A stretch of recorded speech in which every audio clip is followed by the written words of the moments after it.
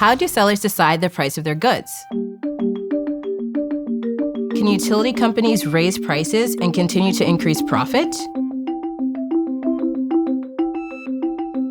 Economists have a way of answering these questions using the price elasticity of demand. I'm Dr. Angela Doku, and this is Economics for Everyone. So let's say I go to the movies and the price of tickets has doubled.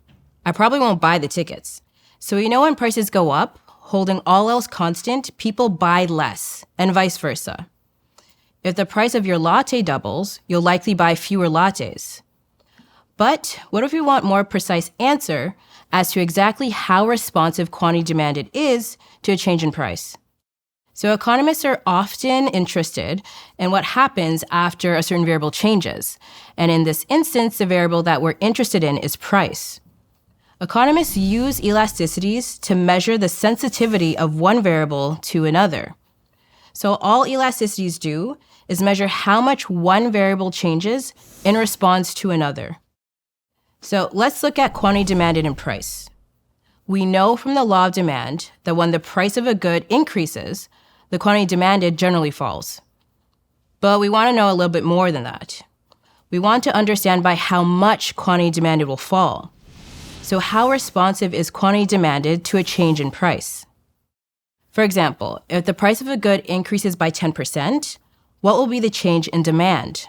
So economists use the price elasticity of demand to measure the percentage change in quantity demanded of a good resulting from a percentage change in the good's price. So what does all of that mean? Well, think about a rubber band. If you have an old rubber band you've used a few times, it's very stretchy. If you put a weight on that rubber band, it's going to stretch a lot, and it's very elastic. Now, say you have a new rubber band. If you put that same weight on that rubber band, it doesn't stretch very much, and it's inelastic. The same logic applies to quantity demanded and price.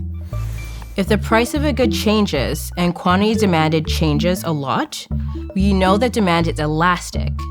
And goods that tend to have a more elastic demand curve are luxury goods, which you don't really need, or goods with a lot of substitutes. So, for example, Frosted Flakes. If you go to the grocery store and the price of Frosted Flakes has increased, you can switch into another type of cereal. Now, if the price of a good changes and quantity demanded does not change very much, you know that demand is more inelastic. And goods that tend to have a more inelastic demand curves are necessities or goods with low or no substitutes, such as medication.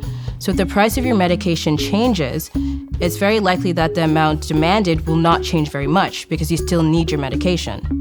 That second point, whether the price elasticity of demand is elastic or inelastic, is really important because whether a good is inelastic or elastic has important implications for pricing. I really like cupcakes. So let's say I'm helping a local bakery price their cupcakes, and the owner obviously wants to maximize their revenue. And these cupcakes are super popular, so it might be their first instinct to raise prices. But as an economist that raising the price will decrease quantity demanded.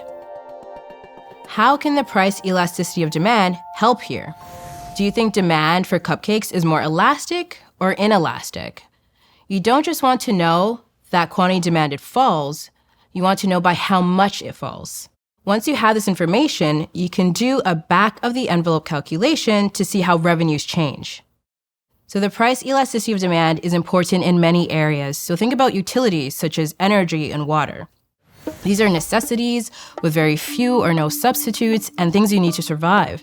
So when the price of one of these goods changes, it's very likely that the quantity demanded won't change very much.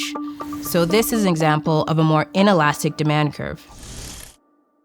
When we talk about the price elasticity of demand, think about the responsiveness of a percentage change in demand to a percentage change in price.